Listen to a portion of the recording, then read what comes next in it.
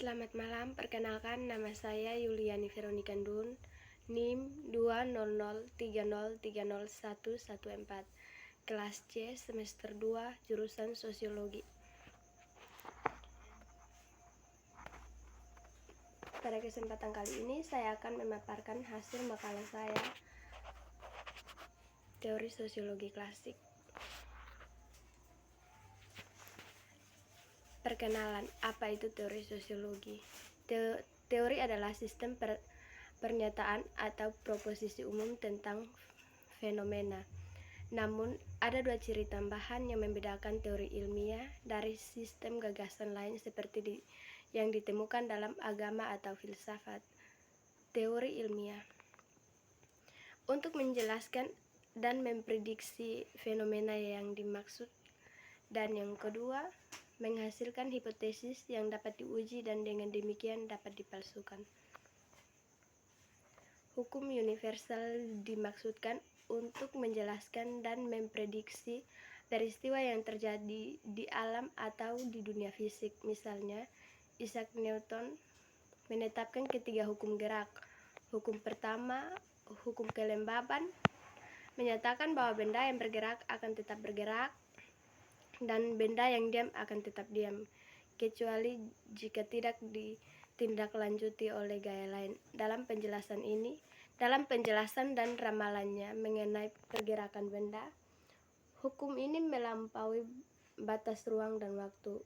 Untuk bagian mereka, sosiologi berusaha mengembangkan atau memperbaiki pernyataan umum tentang beberapa aspek kehidupan sosial.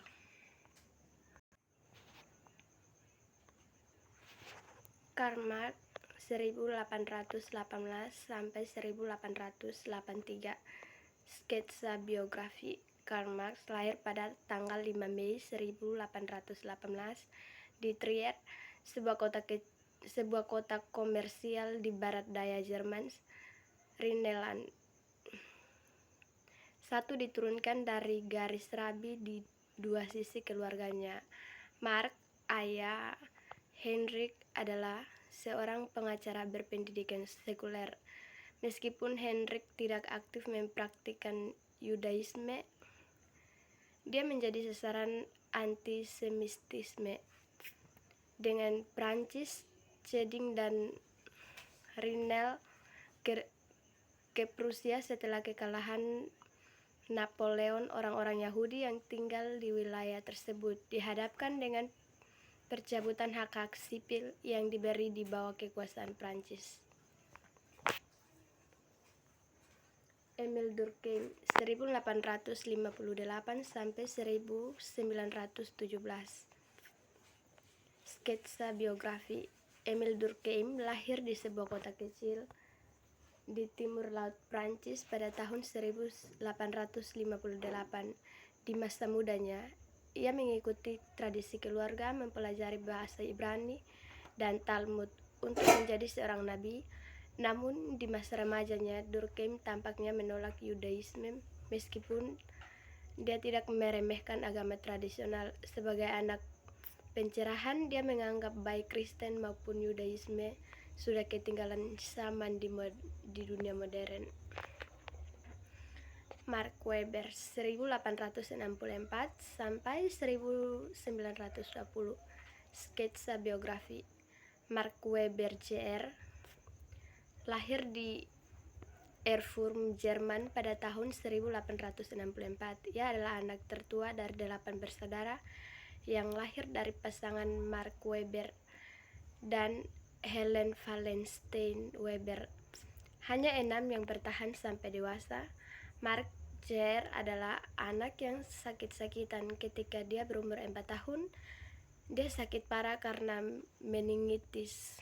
Sampai ia akhirnya sembuh. Sepanjang sisa hidupnya, ia menderita efek samping fisik dan emosional dari penyakit tersebut.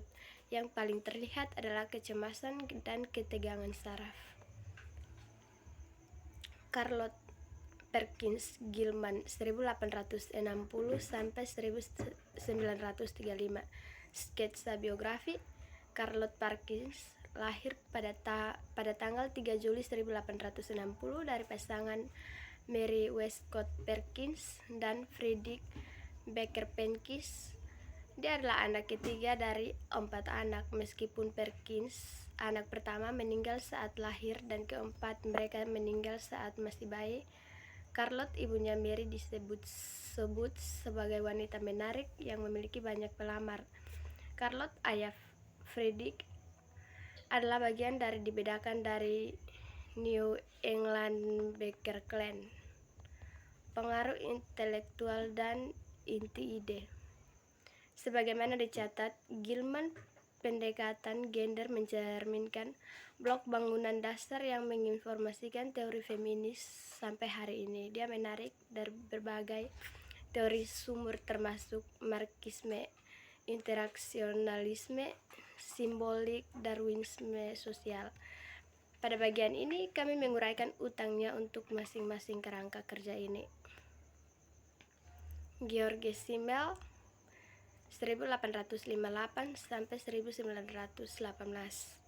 Sketsa biografi. George Simmel lahir pada tanggal 1 Maret 1858 di Berlin, pusat kota Jerman. Ayahnya seorang pengusaha sukses dan sebagai pemilik pabrik coklat Berlin. Meninggal ketika Georg masih bayi, namun Georg keuntungan masa depan terjamin ketika seorang teman keluarga memiliki penerbit musik yang menguntungkan. Ditunjuk sebagai walinya, perwalian memberi Georg masa kecil yang nyaman dan setelah dewasa memungkinkannya untuk mengejar minat intelektualnya dengan kekhawatiran moneter yang relatif sedikit. Webb Du Bois 1868 sampai 1963. Sketsa biografi. William Edward Burger atau Webb Du Bois lahir di Great Barrington pada tahun 1868. Du Bois, ayah Alfred, gelisah seorang tidak bahagia, hanya berwarna terlihat pria yang mencoba berbagai macam pekerjaan termasuk cukur dan bahkan berkhotbah. Sebelum ia meninggal, istri dan anaknya pergi tidak pernah kembali. Bois, ibu Mary Burger, adalah diam ditekan bersinar gelap perunggu, wanita yang berjuang untuk memenuhi, bertemu dan bekerja sebagai rumah tangga dan memenuhi kerabat. Pengaruh intelektual, ide dan inti. Seperti yang ditunjukkan sebelumnya, Du Bois sangat memperhatikan alam dan persimpangan ras dan kelas sebuah masalah sampai diabaikan oleh disiplin pendiri angka. Dalam program ini, Du Bois melakukan 3 jenis penelitian. Yang pertama, studi empiris yang menjelaskan kondisi sosial orang Afrika Amerika. Yang kedua, esai interpretatif untuk diinformasikan oleh penelitian sejarah yang cermat dan pengalaman pribadi, serta pengamatan yang tajam yang menekankan pengalaman subjektif dan sumber ketidaksetaraan. Dan yang ketiga, secara eksplisit, esai politik yang berfokus pada solusi pan-Afrikais dan sosialis untuk ketidaksetaraan dan rasisme menjadi tentu bekerja. George B. Herbert Mead 1863 sampai 1931. Sketsa biografi. Mead lahir pada tahun 1863 di South Hadley. Pada usia 7 tahun, Mead pindah ke Ohio ketika ayahnya, seorang pendeta kongregasional, menerimanya posisi Oberlin